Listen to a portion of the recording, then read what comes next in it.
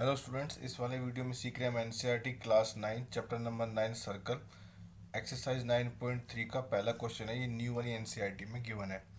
तो इस क्वेश्चन में कहा गया है कि इन फिगर 9.23, तो जो हमें फिगर दी हुई थी वो कुछ ऐसी दी हुई थी। ठीक है, बुक में ये वाली फिगर दी है। क्वेश्चन नंबर 1 के लिए फिगर है ये।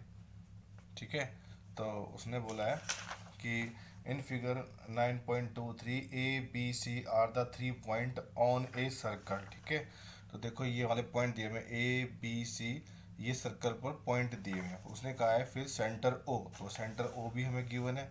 ये रहा हमारा सेंटर ओ।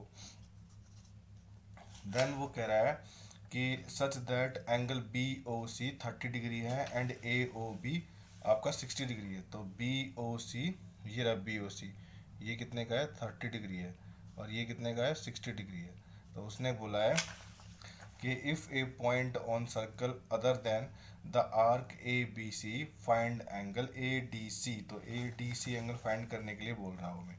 ये वाला एंगल ए डी सी, ये वाला एंगल हमें फाइंड करने के लिए बोल रहा है। तो सेंटर पे हमारा ये एंगल जो बन रहा है ए ओ सी, ये पूरा एंगल बन रहा है। ठीक है, और ये पूरा एंगल कैसे पता करेंगे? Angle A O B plus angle B O C, दोनों को प्लस कर देंगे तो एंगल ए ओ सी हमें मिल जाएगा।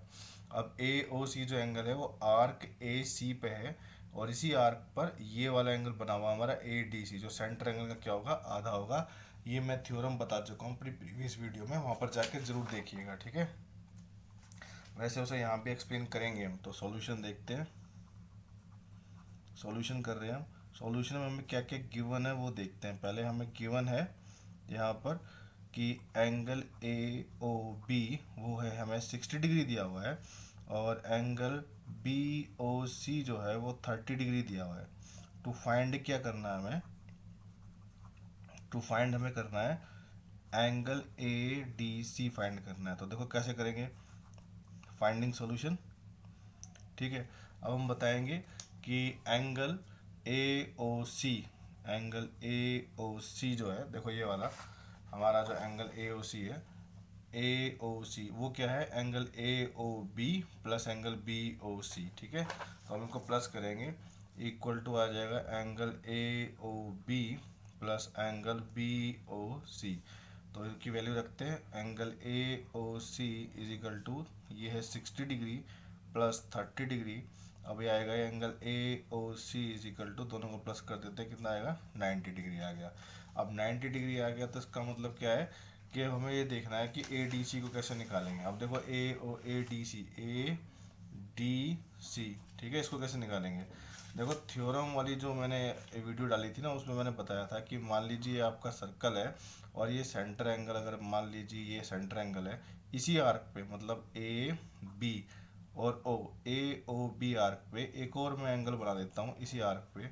तो ये क्या होगा, इस एंगल का, सेंटर एंगल का ये क्या होगा, आधा होगा। ठीक है, angle subtended at the centre, ठीक है, इज डबल, वो वाली थ्योरम लगाएंगे। मैं यहाँ पूरा नहीं लिखूंगा, आप लोग खुद लिखेंगे उसको पूरा। ठीक है, एग्जाम में पूरा लिखना, मैं यहाँ नहीं लिखूंगा।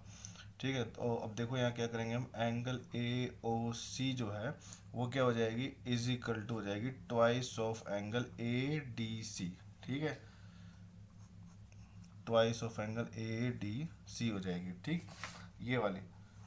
अब देखो फिर से समझा देता हूँ मैं। तो ये ए ओ सी जो है ना, ये क्या हो जाएगा, ए डी सी को ट्वाइस करूँगा तब इसके बराबर बनेगा, क्योंकि सेंटर एंगल क्या होता है, वो डबल होता है। तो ये कौन सी थ्योरम लग रही है, एंगल सबटेंडेड एट सेंटर। ठीक है,